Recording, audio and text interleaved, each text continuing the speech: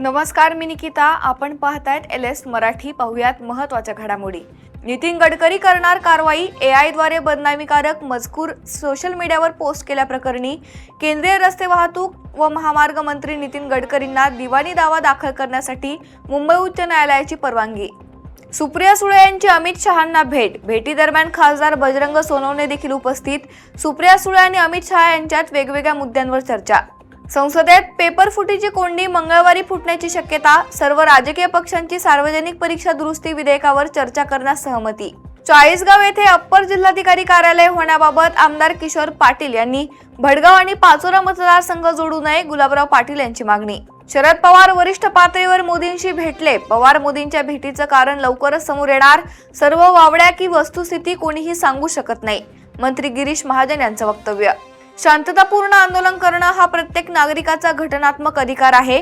पोलिसांना लाठीमार करण्याचा अधिकार मिळत नाही, सर्वोच्च न्यायालयाची ठाम भूमिका.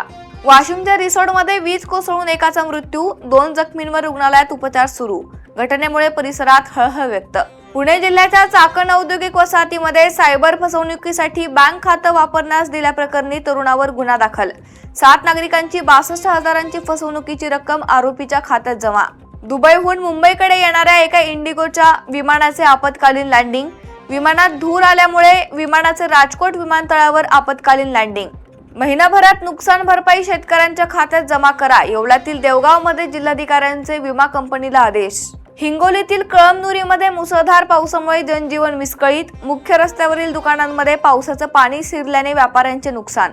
राज्यात पेपर फुटीचं लोण सुरू आहे. आवाज उठवला तर गुन्हे दाखल करण्याची धमकी मंत्र्यांकडून दिली जाते. भाजपच्या जवळच्या लोकांचाही यात समावेश आहे. रोहित पवार यांची ट्विट करून भाजपवर टीका.